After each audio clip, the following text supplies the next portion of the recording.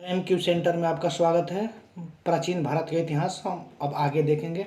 मेरा क्वेश्चन है, अशोक के किस लेख में बौद्ध पुस्तकों का उल्लेख है?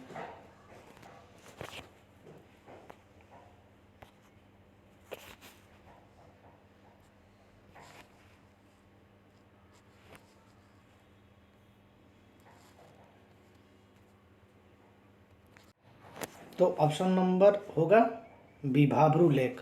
अशोक के किस लेख में बौद्ध पुस्तकों का उल्लेख है? तो भाब्रू लेख। नेक्स्ट क्वेश्चन, निम्नलिखित में से किस एक राज्य देश में अशोक के व्यक्तिगत नाम उल्लेख मिलता है? तो ऑप्शन नंबर डी, मास्की या गुर्जरा अभिलेख। निम्नलिखित में से किस एक राज्य देश में अशोक के व्यक्तिगत नाम का उल्लेख मिलता है? मास्की या गुर्जरा अभिलेख। नेक्स्ट क्वेश्चन, ताम्रपत्र है ताम्रपत्र है ताम्रपत्र है ताम्रपत्र है मौर्य साम्राज्य से संबंधित एक तांबे की प्लेट। ताम्रपत्र है मौर्य साम्राज्य से संबंधित एक तांबे की प्लेट। नेक्स्ट क्वेश्चन आ जाइए, बाबर की गुफाओं को अशोक ने किस संप्रदाय को दान में दिया था? तो ऑप्शन नंबर सी, आजीवक को। बाबर की गुफाओं को अशोक ने किस संप्रदाय को दान में दिया था? आजीवक को। नेक्स्ट क्वेश्चन, निम्नलिखित में से कौन सा एक मूर्ति शिल्प मौर्य काल का नहीं है? कौन सा नहीं है? तो मथुरा से प्राप्त खड़ी बुद्ध मूर्ति। निम्नलिखित में से कौन सा एक मूर्ति शिल्प मौर्य काल का नहीं है? मथुरा से प्राप्त खड़ी बुद्ध की मूर्ति। नेक्स्ट क्वेश्चन आ जाइए, निम्नलिखित में से किस देश से अशोक का कोई अभिलेख नहीं मिला है? तो ऑप्शन नंबर सी, श्रीलंका। निम्नलिखित में से किस देश से अशोक का कोई अभिलेख नहीं मिला है? तो कहाँ से? श्रीलंका से। नेक्स्ट क्वेश्चन आइए, भूमि अनुदान किन्हें दिए गए थे जो शाही दरबार से जुड़े हैं? तो ब्राह्मण। भूमि दान किन्हें दिए गए थे जो शाही दरबार से जुड़े हुए थे? तो ब्राह्मण। नेक्स्ट क्वेश्चन आइए, निम्नलिखित में से किस अभिलेख में चंद्रगुप्त मौर्य और अशोक दोनों का उल्लेख किया गया है? तो किस अभिलेख में किया गया है दोनों का उल्लेख?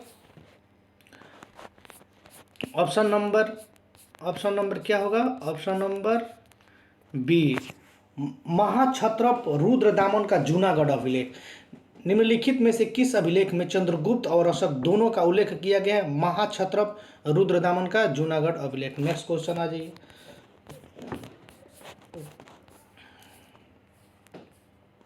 चंद्रगुप्त मौर्य का प्राचीनतम अभिलेख उदाहरण निम्न में से किस अभिलेख में मिलता है? तो ऑप्शन नंबर डी, रुद्रदामन का जूनागढ़ अभिलेख। चंद्रगुप्त मौर्य का प्राचीनतम अभिलेख उदाहरण निम्न में से किस अभिलेख में मिलता है? रुद्रदामन का जूनागढ़ अभिलेख। नेक्स्ट क्वेश्चन, उस स्रोत का नाम बताइए जो प्राचीन भारत के व्यापारिक मार्गों पर मौन है। तो ऑप्शन नंबर बी, मिलिंद हो। उस स्रोत का नाम बताइए जो प्राचीन भारत के व्यापारिक मार्गों पर मौन है। मिलिंद हो। इनमें से कौन शक वंश की कार्दमक शाखा का संस्थापक था? ऑप्शन नंबर ए, चेस्टन। इनमें से कौन शक वंश की कार्दमक शाखा का संस्थापक था? तो चेस्टन। नेक्स्ट क्वेश्चन, रोमन साम्राज्य से व्यापारिक संबंध किसने स्थापित की? तो ऑप्शन नंबर ई, इनमें से कोई नहीं या एक से अधिक। रोमन साम्राज्य से व्यापारिक संबंध किसने स्थापित किया? इनमें से कोई नहीं, इनमें से एक से अधिक। नेक्स्ट क्वेश्चन, राजा नंद का उल्लेख करने वाला अभिलेख प्रमाण है? ऑप्शन नंबर ए, खारवेल का हाथी गुफा अभिलेख। राजा नंद का उल्लेख करने वाला अभिलेख प्रमाण है खारवेल का हाथी गुफा अभिलेख। नेक्स्ट क्वेश्चन, निम्न में से किस अभिलेख में भारत का सर्वप्रथम उल्लेख मिलता है? तो खारवेल का हाथी गुफा अभिलेख। निम्न में से किस अभिलेख में भारत वर्ष का सर्वप्रथम उल्लेख मिलता है? खारवेल का हाथी गुफा अभिलेख। नेक्स्ट क्वेश्चन, अपने साम्राज्य के उत्तरी पश्चिम भाग में उत्कीर्ण राजाओं के लिए अशोक ने किस लिपि अथवा किन लिपियों का प्रयोग किया था? तो अरमाइक, ग्रीक, ख्रोष्टी। अपने साम्राज्य के उत्तरी पश्चिम भाग में उत्कीर्ण राजाओं के लिए अशोक ने किस लिपि अथवा किन लिपियों का प्रयोग किया था? अरमाइक, ग्रीक एवं ख्रोष्टी। नेक्स्ट क्वेश्चन, अशोक का निम्नलिखित में से कौन सा एक अभिलेख कनक मुनि बुद्ध के अस्तित्व को प्रमाणित करता है? तो ऑप्शन नंबर बी निगाली सागर स्तंभ अभिलेख। अशोक का निम्नलिखित में से कौन सा एक अभिलेख कनक मुनि बुद्धि के अस्तित्व को प्रमाणित करता है? निगाली सागर स्तंभ अभिलेख। नेक्स्ट क्वेश्चन, कुषाण शासक कनिष्क का राज्याभिषेक किस सन में हुआ था? तो ऑप्शन नंबर डी 78 एडी माने 78 ईस्वी एनो डोमिनी। कुषाण शासक कनिष्क का राज्याभिषेक किस सन में हुआ था? 78 ईस्वी। नेक्स्ट क्वेश्चन, चंद्रगुप्त मौर्य वंश के संस्थापक थे। चंद्रगुप्त मौर्य वंश के संस्थापक थे।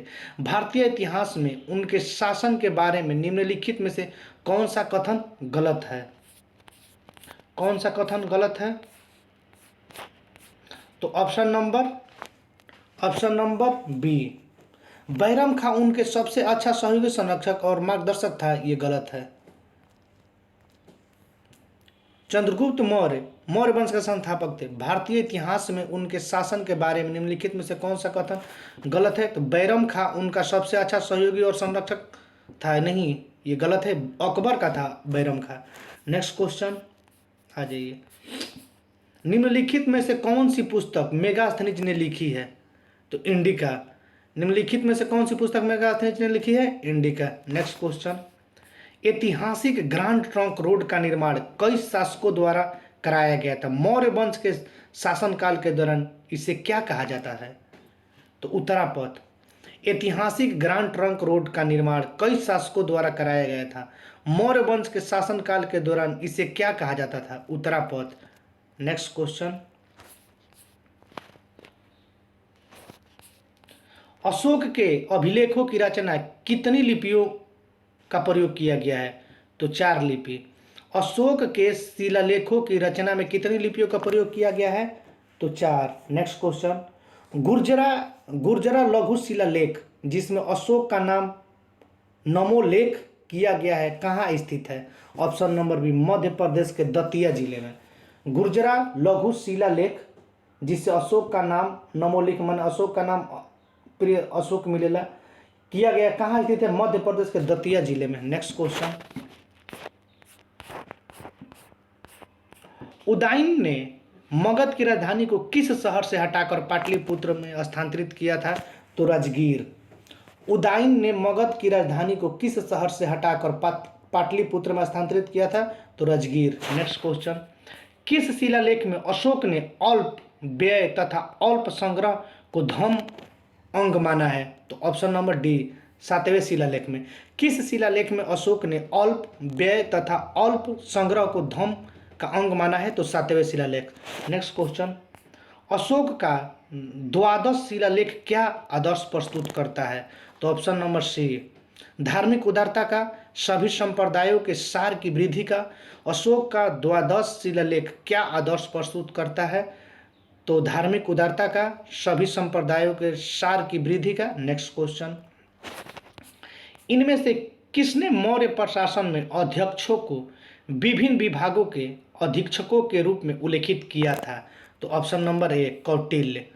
इनमें से किसने मौर्य प्रशासन में अध्यक्षों को विभिन्न विभागों के अधीक्षकों को रूप में लिखित किया था? तो कौटिल्य। नेक्स्ट क्वेश्चन, सम्राट अशोक ने बौद्ध धर्म के आदर्शों के प्रचार के लिए धर्म प्रचारकों के दूर दराज के स्थानों पर भेजा ताकि लोग भगवान बुद्ध की शिक्षाओं द्वारा अपने जीवन को प्रेरित कर सके।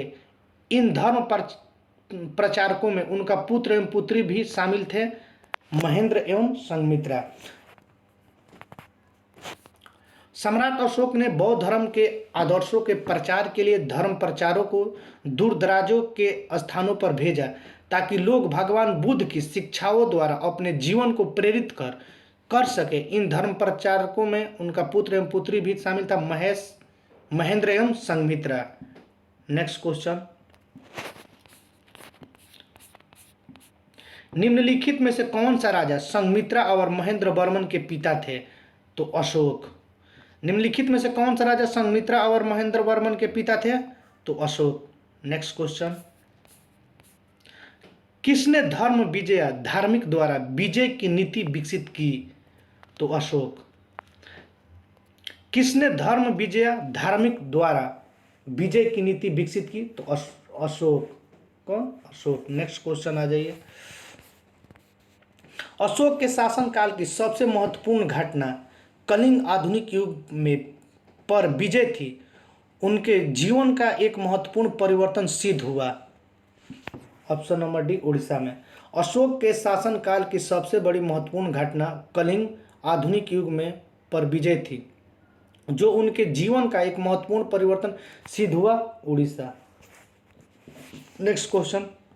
अशोक ने किस युद्ध के बाद बौद्ध उपदेशों को अपना लिया था? तो कलिंग युद्ध के बाद। अशोक ने किस युद्ध के बाद बौद्ध उपदेशों को अपना लिया था? तो कलिंग युद्ध के बाद। Next question. प्रसिद्ध कलिंग युद्ध ने सम्राट अशोक को बुद्ध छोड़ने और बौद्ध धर्म अपनाने के लिए प्रेरित किया था। यह युद्ध उड़ीसा में कब लड़ा गया था? तो 261 ईसा पूर्व यानी BC। प्रसिद्ध कलिंग युद्ध ने सम्राट अशोक को बुद्ध छोड़ने और बौद्ध धर्म अपनाने के लिए प्रेरित किया था। यह युद्ध उड़ीसा में कब लड़ा गया था? तो 261 ईसा पूर्व। नेक्स्ट क्वेश्चन आ जाइए। अशोक के किस शिलालेख में कलिंग युद्ध के विजय का उल्लेख मिलता है? तो 13वें शिलालेख में। अशोक के किस शिलालेख में कलिंग युद्ध में अशोक की विजय का उल्लेख मिलता है? तो 13वें शिलालेख। Next question. चंद्रगुप्त का पुत्र मौर्य साम्राज्य के सिंहासन पर बैठने वाला दूसरा शासक? बिंदुसार। चंद्रगुप्त का पुत्र मौर्य साम्राज्य के सिंहासन पर बैठने वाला दूसरा शासक? बिंदुसार। बुद्ध का किसके सिक्कों पर अंकन हुआ है? तो कनिष्क। बुद्ध का किसके सिक्कों पर अंकन हुआ है? तो कनिष्क। Next question. सम्राट अशोक किसके उत्तराधिकारी थे? तो बिंदुसार के। सम्राट अशोक किसके उत्तराधिकारी थे? तो बिंदुसार। Next question. सम्राट अशोक ने पत्थर के स्तंभों और पत्थरों के तख्तों पर अपने आदेश उत्कीर्ण करवाया, अपने राज्य के प्रमुख स्थानों पर स्थापित किया ताकि लोग तदनुसार आचरण कर सके।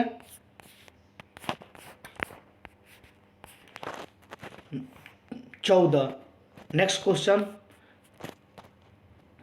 आ जाइए, इसी को फिर से रिपीट कर देते हैं। सम्राट अशोक ने पत्थर के स्तंभों, तख्तों अपने आदेशों को उत्कीर्ण करवाकर अपने राज्यों के प्रमुख स्थानों पर स्थापित किया ताकि लोग तदनुसार आचरण कर सके। तो यानी साफ शब्दों में कहें तो अशोक के शिलालेखों की संख्या 14। नेक्स्ट क्वेश्चन आ जाइए। निम्नलिखित में से कौन कनिष्क प्रथम के दरबार में नहीं गया था? विशाखदत्त। कौन कनिष्क के प्रथम दरबार में नहीं गया था? तो विशाखदत्त। Next question. राजा खारवेल का नाम जुड़ा है हाथी गुफा लेक के साथ। राजा खारवेल का नाम जुड़ा है हाथी गुफा लेक के साथ। Next question. वह स्तंभ जिसमें अशोक ने स्वयं को मगध का सम्राट बताया है, भाब्रू स्तंभ। वह स्तंभ जिसमें अशोक ने स्वयं को मगध का सम्राट बताया है, भाब्रू स्तंभ। Next question. ह्वेनसांग ने जिस कनिष्क विहार को देखा था वह कहाँ स्थित है? पेशावर में। ह्वेनसांग ने जिस कनिष्क विहार को देखा था वह कहाँ स्थित है? पेशावर। Next question. चाणक्य का एक अन्य नाम था? विष्णुगुप्त, कौटिल्य। चाणक्य का एक अन्य नाम था Vishnugupta, Kautilya. Next question. Megasthenes Bharat आने वाले सबसे शुरुआती खोजकर्ताओं में से एक था। उसका संबंध किस देश से था? तो यूनान से। मेगास्थनीज भारत आने वाले सबसे शुरुआती खोजकर्ताओं में से एक था। उसका संबंध किस देश से था? यूनान से। Next question. प्रसिद्ध बौद्ध विद्वान अश्वघोष किसके समकालीन था? तो कनिष्क। प्रसिद्ध बौद्ध विद्वान अश्वघोष किसके समकालीन था? कनिष्क। Next question. किस राजा की कहानी मुद्राक्षस नाटक का विषय है? तो चंद्रगुप्त मौर्य। चंद्रगुप्त मौर्य।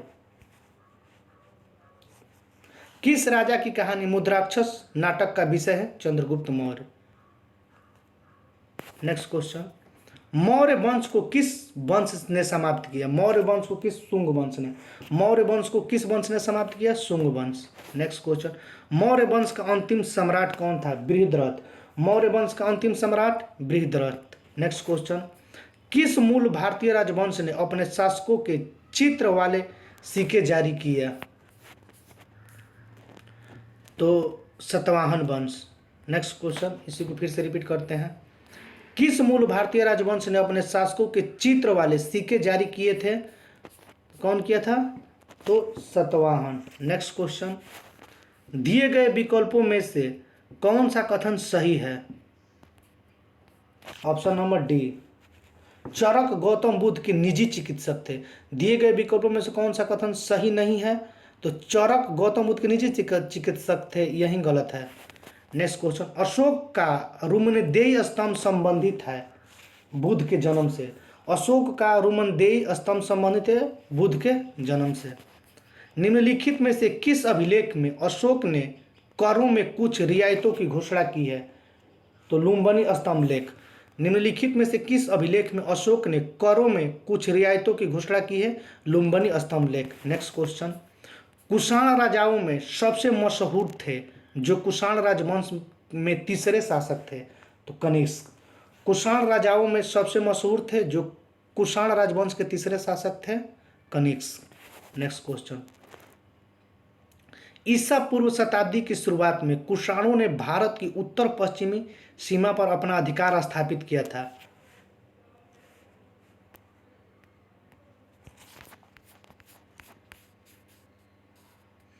कौन सदी में? आ जाइए। तो पहली। ईसा पूर्व शताब्दी की शुरुआत में कुषाणों ने भारत की उत्तरी पश्चिम सीमा पर अपना अधिकार स्थापित किया था? पहली। नेक्स्ट क्वेश्चन, कुषाण शासकों को निम्न में से किस नाम से भी जाना जाता था? कुषाण शासकों को निम्न में से किस नाम से भी जाना जाता है? यूची। किस नाम से? यूची। नेक्स्ट क्वेश्चन आइए।